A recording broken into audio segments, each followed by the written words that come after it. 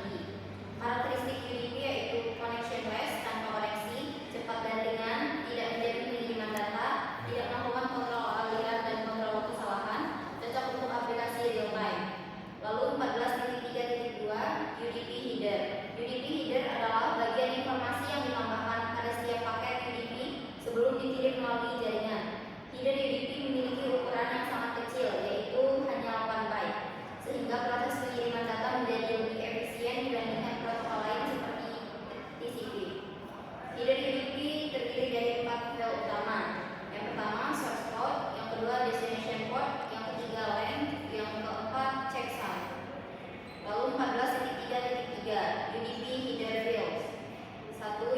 Source port menunjukkan nomor port pengirim. Field ini membantu perangkat penerima mengetahui aplikasi mana yang mengirim data. Yang kedua, destination port menunjukkan nomor port tujuan yang akan menerima data. 3. Line berisi informasi ukuran total datagram UDP termasuk header dan data. 4. Checksum digunakan untuk mendeteksi kesalahan selama proses transmisi data. Jika terjadi kerusakan data, paket dapat dibuang oleh penerima. Lalu 14.3.4 Application that use UDP. UDP banyak digunakan oleh aplikasi yang membutuhkan kecepatan tinggi dan komunikasi real time.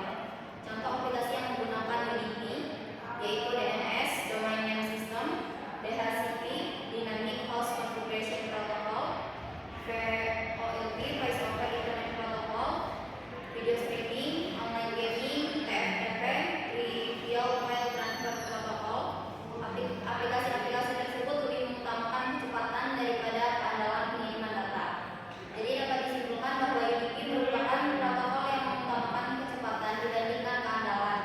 Oleh karena itu, UDP banyak digunakan pada aplikasi yang membutuhkan komunikasi real time dan toleran terhadap kehilangan sebagian data. Selanjutnya ada 14.4 port numbers. Pada 14.4.1 ada data post pair communication. Pada satu perangkat, seringkali terdapat beberapa aplikasi yang menggunakan jaringan secara bersama. Misalnya, pengguna dapat membuka web browser, mengirim email, melakukan video conference, dan mengubah file pada waktu yang sama. Agar semua komunikasi tersebut tidak tercampur, setiap aplikasi dibedakan menggunakan nomor port. Dengan adanya port number, sistem operasi dapat mengirim dan menerima data ke aplikasi yang benar sehingga beberapa komunikasi dapat berlangsung secara bersamaan tanpa saling mengganggu. Pada 14.4.2 ada soket pairs. Soket merupakan gabungan antara alamat IP dan nomor port yang digunakan sebagai identitas suatu komunikasi. Setiap koneksi memiliki dua soket, yaitu soket pada perangkat pengirim dan soket pada perangkat penerima, sehingga disebut soket pair.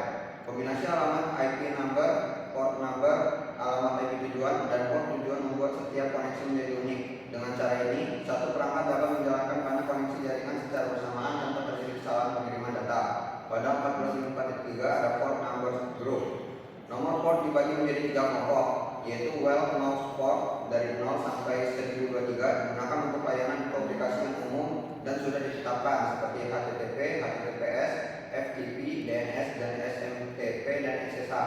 Yang kedua ada register port dari 1024 sampai 49151 digunakan oleh aplikasi atau layanan tertentu yang telah didaftarkan pada IANA, tetapi juga dapat digunakan oleh aplikasi lain jika diperlukan.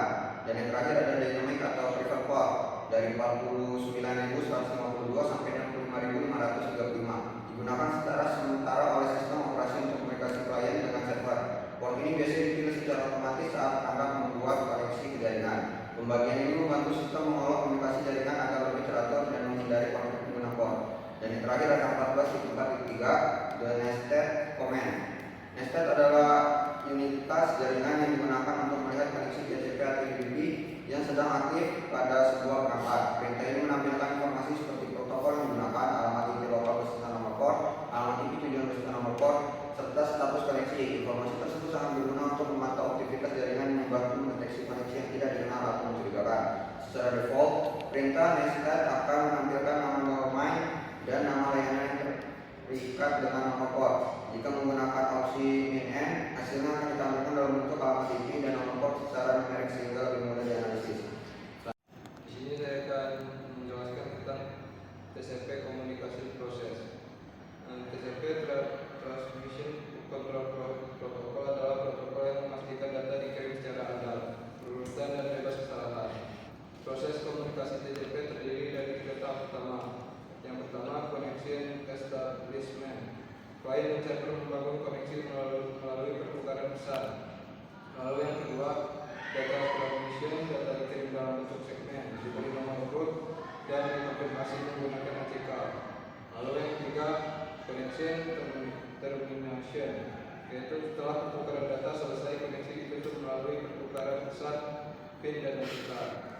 Jadi kesimpulannya yaitu TCP menjamin komunikasi data yang stabil, andal dan interoperable, sehingga banyak digunakan pada layanan seperti web, HTTP dan HTTPS. Selanjutnya saya akan menjelaskan tentang 4.6 yaitu tentang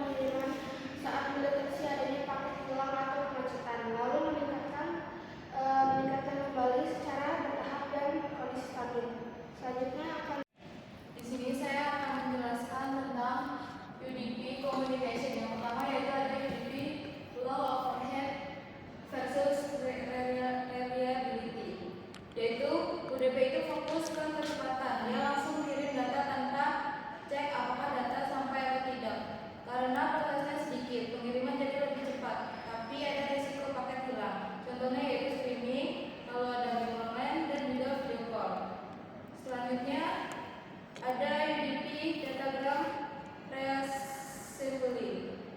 Kalau data dipecah jadi beberapa paket, UDP cuma mengirimnya. Urusan menyusun kembali paket-paket itu dilakukan oleh perangkat atau aplikasi yang menerima.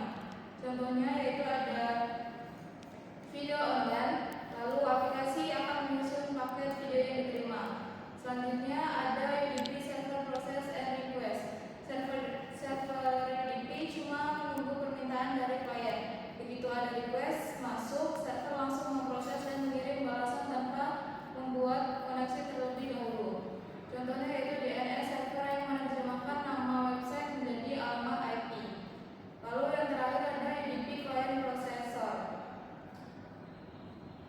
Klien mengirim permintaan ke server dan tidak menunggu konfirmasi apakah data diterima atau tidak setelah dikirim. Tugas UDP selesai. Contohnya yaitu komputer meminta alamat IP suhu website ke DNS server. Cukup sekian presentasi dari kelompok kami. Mohon maaf bila ada kesalahan dalam menjelaskan maupun dalam menjalankan presentasi ini. Kami akhiri. Wassalamualaikum